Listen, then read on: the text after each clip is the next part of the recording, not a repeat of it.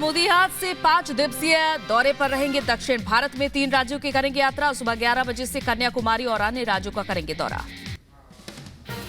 तेलंगाना के मलकाजगिरी का पीएम मोदी आज दौरा करेंगे। शाम 5 बजे 1.6 किलोमीटर लंबा रोड शो करेंगे। 16 मार्च को पीएम नरेंद्र मोदी तेलंगाना के नगर कुर्नूल जिले का दौरा करेंगे। चुनावी तैयारियों को लेकर सार्वजनिक बैठक भी होगी। आंध्र प्रदेश के गुंटूर में 17 मार्च को टीडीपी और बीजेपी की सार्वजनिक बैठक का आयोजन। गठबंधन बनाने के बाद यह पहली बैठक की जाएगी आयोजित। तेलंगाना के जनगांव में 18 मार्च को सार्वजनिक बैठक का आयोजन। बैठक को पीएम मोदी संबोधित करेंगे। आम लोगों को मोदी सरकार ने दी बड़ी राहत। देश भर में पेट्रोल डीजल 2 रुपए प्रति लीटर सस्ता हुआ। राजस्थान में भी सस्ता हुआ पेट्रोल डीजल। भजनलाल सरकार ने 2% वैट घटाया। नई दरें सुबह 6 बजे से लागू होंगी। पेट्रोल और डीजल की कीमतों में कटौती पर गृह मंत्री अमित शाह ने सोशल मीडिया पर किया पोस्ट। कीमतों की कमी के निर्णय को लेकर पीएम का आभार व्यक्त किया। पेट्रोल डीजल के दामों में 2 रुपए की कटौती पर सीएम योगी ने पीएम का आभार जताया। सोशल मीडिया पर लिखा, लोक कल्याण मोदी की गारंटी है। केंद्रीय मंत्री अनुराग ठाकुर ने पीएम मोदी की तारीफ में कहा, सार्वजन के सुख की चिंता मोदी जी की प्राथमिकताओं में से एक है। पेट्रोल डीजल की कीमतों की कटौती के फैसले का स्मृति ईरानी ने स्वागत किया। सोशल मीडिया पर पीएम मोदी का आभार जताया। पेट्रोलियम मंत्री हरदीप सिंह पुरी ने पेट्रोल डीजल के दामों में कटौती पर की पीएम नरेंद्र मोदी की तारीफ। सोशल मीडिया पर शेयर की कविता, लिखा, पीएम का लक्ष्य भारतीयों का हित और सुविधा। पश्चिम बंगाल की मुख्यमंत्री ममता बनर्जी अस्पताल से डिस्चार्ज हुई। सिर पर चोट लगने के बाद अस्पताल में हुई थी भर्ती। डॉक्टर ने इलाज के बाद ममता को किया डिस्चार्ज। सीएम ममता बनर्जी की मेडिकल बुलेटिन से बड़ा खुलासा हुआ। रिपोर्ट में ममता बनर्जी को धक्का देने का जिक्र। कोलकाता के एसएसकेएम अस्पताल की मेडिकल रिपोर्ट में दावा। सीएम ममता बनर्जी को लेकर टीएमसी नेता बाबुल सुप्रियो ने कहा, घाव गहरा है, हम उनके जल्द ठीक होने की प्रार्थना करते हैं। बीजेपी नेता सुकांत मजूमदार ने की ममता बनर्जी के जल्द ठीक होने की प्रार्थना। कहा, सीएम जल्द ठीक होकर वापस लौटें। पश्चिम बंगाल की सीएम ममता के घायल होने पर प्रधानमंत्री मोदी ने किया ट्वीट, लिखा, ममता दीदी के जल्द स्वस्थ होने की कामना। सीएम योगी आज यूपी के 3 जिलों का दौरा करेंगे। जिले के विकास को लेकर करोड़ों की सौगात देंगे। बरहामपुर में 31 परियोजनाओं का लोकार्पण और शिलान्यास करेंगे। वहीं सिद्धार्थनगर में भी सीएम योगी ने 1885 करोड़ की 551 परियोजनाओं की सौगात देंगे। बीएसए मैदान में जनसभा को संबोधित करेंगे। गोरखपुर में सीएम योगी आज औषधि विज्ञान विभाग के भवन का शिलान्यास करेंगे। करीब 4000 छात्र छात्राओं को स्मार्टफोन और टैबलेट वितरित करेंगे। मुंबई बीजेपी अध्यक्ष आशीष शेलार ने मुंबई की सभी 6 सीटें जीतने का दावा किया। कहा, मुंबई के लोग हमारा समर्थन करेंगे। सीए अधिसूचना के मामले में दाखिल याचिकाओं पर आज सुप्रीम कोर्ट में सुनवाई। दाखिल याचिकाओं में सीए के नोटिफिकेशन पर रोक लगाने की मांग। शराब घोटाला मामले में सीएम केजरीवाल ने ईडी के समन को बताया पब्लिसिटी स्टंट। कोर्ट द्वारा जारी समन को सेशन कोर्ट में चुनौती देने के मामले में आज राउ जवनी कोर्ट में सुनवाई होगी। लोकसभा चुनाव से पहले नागपुर में आरएसएस की आज बड़ी बैठक। बीजेपी अध्यक्ष जेपी नड्डा करेंगे संबोधित। 3 दिनों तक चलेगी संघ की ये बैठक। चुनाव आयोग में 2 नए आयुक्तों की नियुक्ति की गई। पूर्व आईएएस अधिकारी ज्ञानेश कुमार और सुखबीर सिंह संधू बनाए गए इलेक्शन कमिश्नर। पीएम मोदी की अध्यक्षता में हुई बैठक में कमेटी ने फैसला लिया। चुनाव आयोग ने चुनावी बॉन्ड की जानकारी की सार्वजनिक। सुप्रीम कोर्ट के आदेश के बाद एसबीआई से मिली जानकारी को वेबसाइट पर साझा किया। चुनाव आयोग पहुंचा सुप्रीम कोर्ट। एसबीआई की चुनावी बॉन्ड पर 12 मार्च के आदेश में संशोधन के लिए दाखिल की याचिका। मामले में कल सुनवाई होगी। One nation one election committee ने राष्ट्रपति को सौंपी रिपोर्ट। राष्ट्रपति भवन में द्रौपदी मुर्मू से मुलाकात कर 18,000 पन्नों की रिपोर्ट दी। 2029 में एक साथ चुनाव कराने की सिफारिश। एक देश एक नेशन पर कमेटी की रिपोर्ट राष्ट्रपति को सौंपने पर गृह मंत्री शाह ने ट्वीट किया, कहा, आज का दिन देश की लोकतांत्रिक व्यवस्थाओं के लिए ऐतिहासिक दिन है।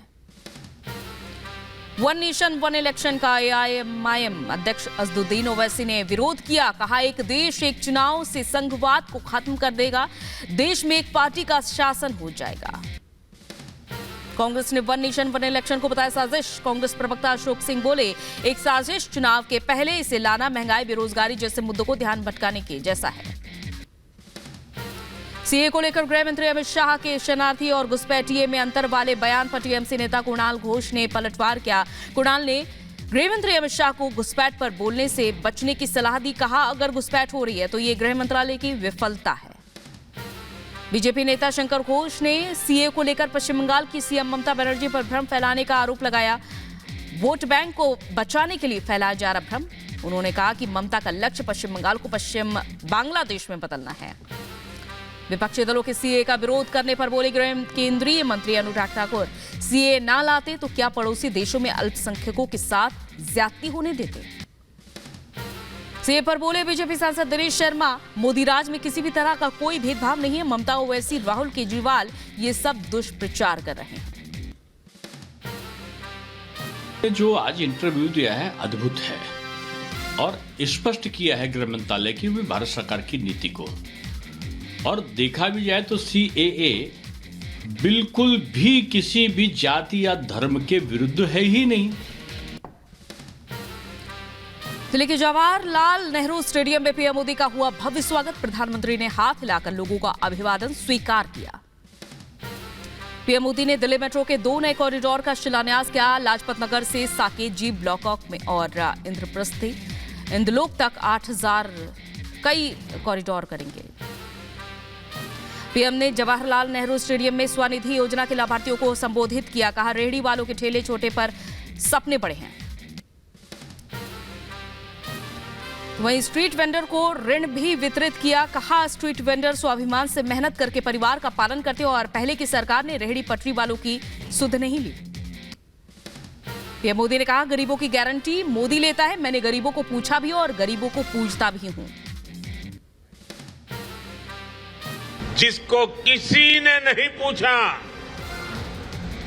उन्हें मोदी ने पूछा भी है और मोदी ने पूजा भी है। हरियाणा के सीएम बनने के बाद पहली बार दिल्ली पहुंचे नायाब सिंह सैनी। जेपी नड्डा के बाद प्रधानमंत्री मोदी से मुलाकात की कई मुद्दों पर चर्चा हुई।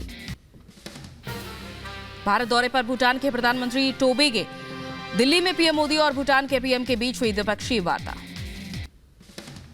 पशुपति पारस ने आज बुलाई है बैठक। आरएलजेपी के सभी वरिष्ठ नेता बैठक में बुलाए गए हैं। बैठक के बाद प्रेस कॉन्फ्रेंस करेंगे पशुपति पारस।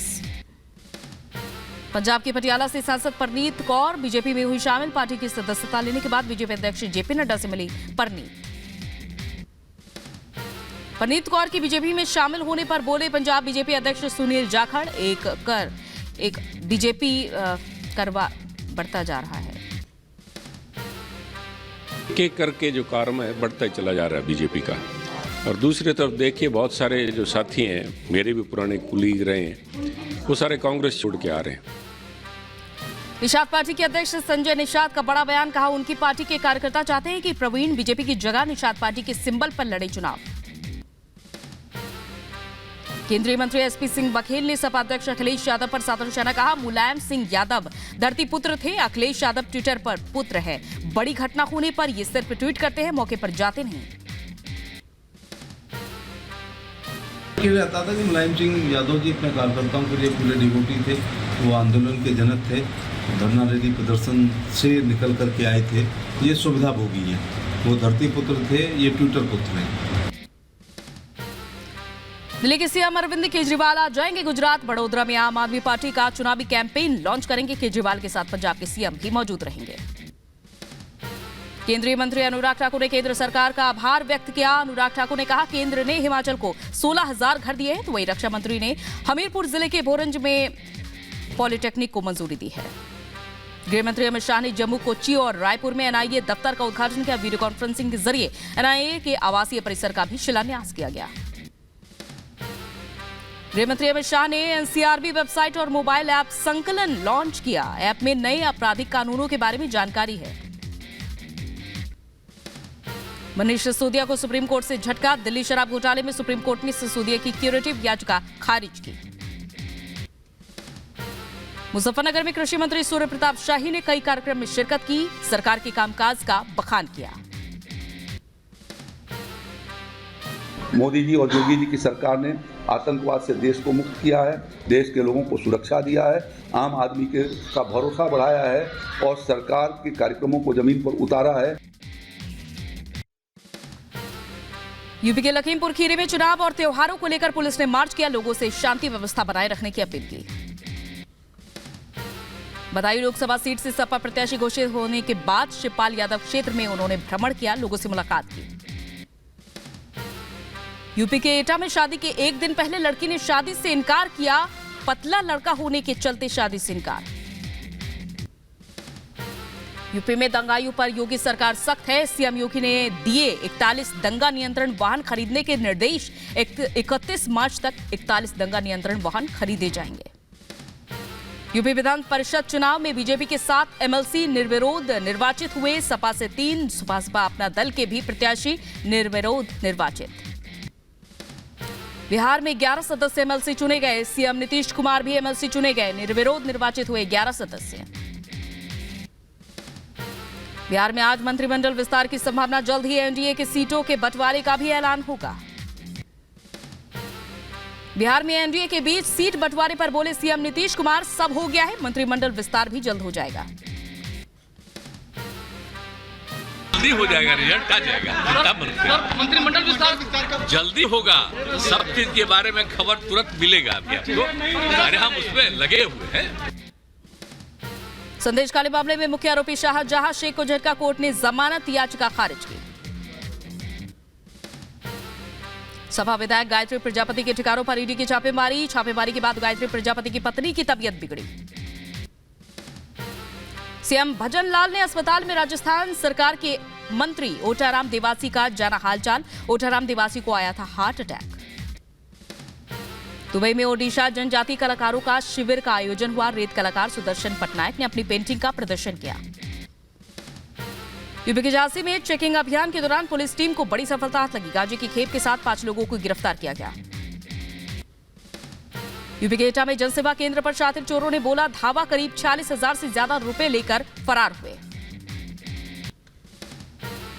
यूपी के बलिया में 2 किन्नरों के साथ बर्बरता का वीडियो वायरल हुआ, दबंगों ने मारपीट के बाद काटे बाल, एफआईआर दर्ज।